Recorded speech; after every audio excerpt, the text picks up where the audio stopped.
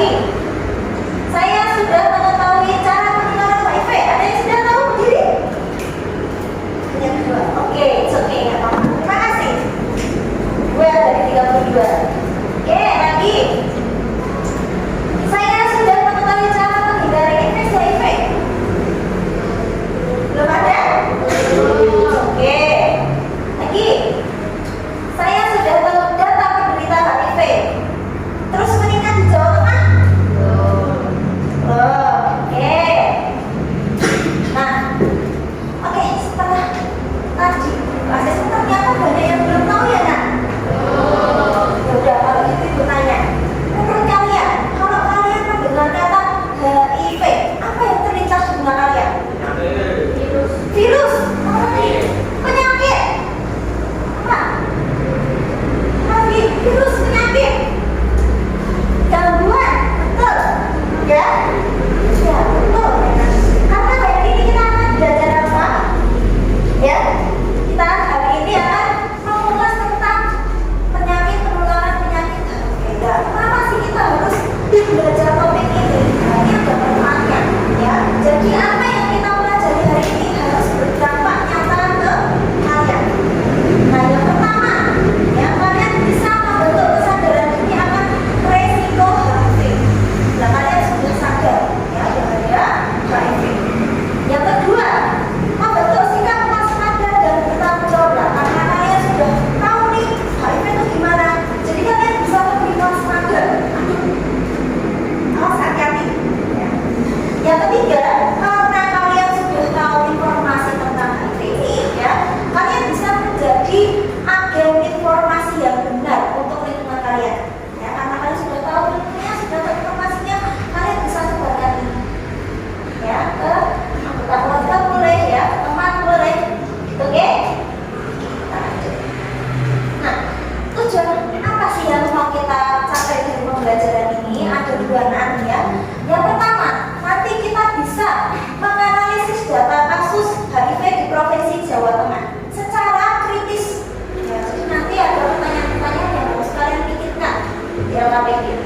Kemudian yang kedua, memberikan solusi cara pencegahan interaksi infeksi HIV berdasarkan analisis kasus. Nanti tak kasih kasus. Kasusnya lagi viral. Ya, beneran lagi viral. Oke, ada pertanyaan dulu. Sampai tujuan. Aman, clear? Oke, kita lanjutkan. Ya, ada yang tahu siapa ini, kasus apa ini, Nak? Good, sudah ada yang tahu ya? Sister. Tuh. Nah, kita coba simak ya. Simak beritanya, kasusnya.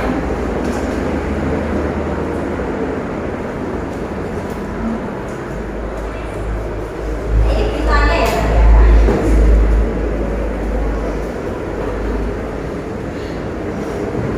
80% dari 1.800 pria di Cina kena HIV gara-gara orang ini.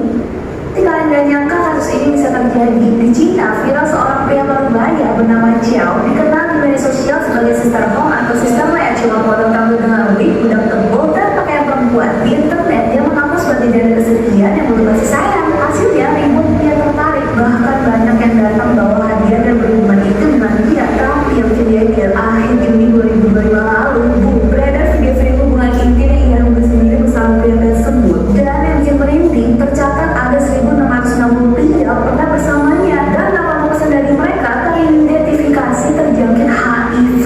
Gak sedikit cewek yang menemui pacar atau suaminya dalam video itu. Sekarang sistem umum ditangkap polisi dengan tuduhan penyebaran video asusila dan pelanggaran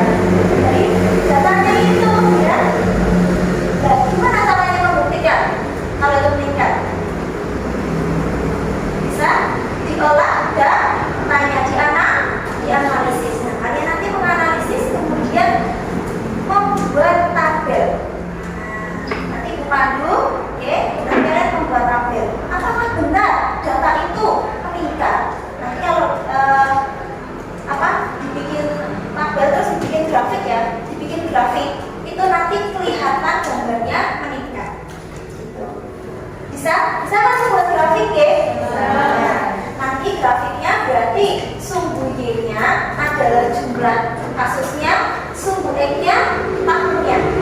Bisa? Oke, nanti dibikin grafik ya.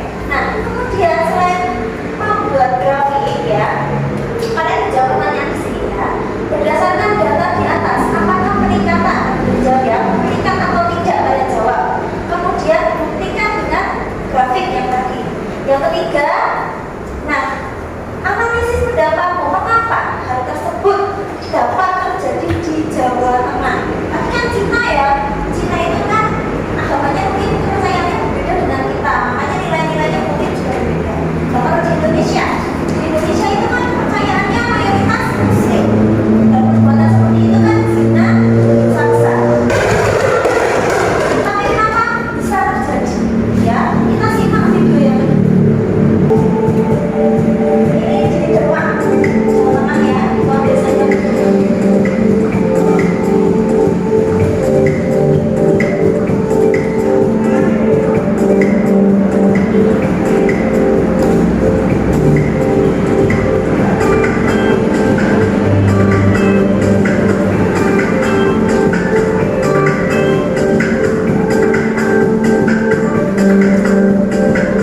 Pak, mengenai data HIV setelah ini bagaimana Pak?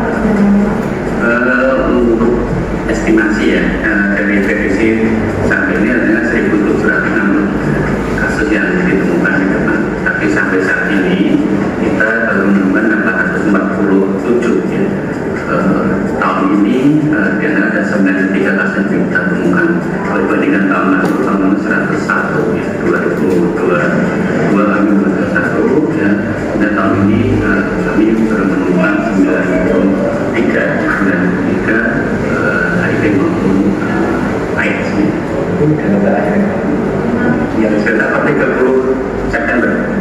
Dalam 30 September 93 itu 66 orangnya HIV, 27-nya AIDS. Jadi ada peningkatan penemuan AIDS. Ini artinya ada keterlambatan dalam penemuan kasusnya. Jadi harapannya kalau ditemukan masih HIV ya, sekarang kita bagus, perilaku berisiko langsung segera konsul ke puskesmas maupun rumah sakit. Karena di kemarin kan bulan 27% sudah bisa periksa HIV maupun pengobatannya. Itu bukan cuma periksa HIV, bisa pengobatan sebagai puskesmas sebagai rumah sakit. Jadi 27% sudah bisa periksa HIV maupun pengobatan HIV di rumah sakit. Bahkan yang terbaru saya pakai masukan dari salah tes untuk tes maupun untuk pengobatan HIV.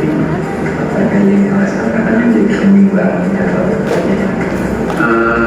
kalau ada peningkatan jumlah dari temuan hasil ya, saya bukan penyumbang terbanyak. Dari 93 kasus itu yang dari hubungan homoseksual ya, menyebutnya kan sekarang umumnya 17%. Ya, 17%. Cuman ini menjadi mengkhawatirkan karena sebagian besar yang hasil anak remaja. Jadi kami menemukan anak SMA yang dari populasi SMA yang positif tadi. Itu penyebabnya apa Pak? Faktornya peningkatan Pak? Ini, jadi kalau dilihat dari datanya kan lebih banyak kaitannya di yang ditemukan itu seksual, ya, baik homoseksual maupun heteroseksual. Ya. Jadi kalau yang umum kita sudah akan kelihatan trennya, manakala populasi dari LSM sudah mulai meningkat. Ya, tadi saya sampaikan sudah mulai di anak-anak muda. Jadi ini mengkhawatirkan di samping masih muda juga ada apakah mereka sebenarnya ikut-ikutan atau memang sebenarnya memang seperti LSM. Ini yang menjadi, dan kalau kita dalami ini kan harus kita mulai pendekatan di masing-masing keluarga. Jadi tidak henti karena bahkan ada yang isu semacam kerja mendapatkan apa ya, kalau pekerja seks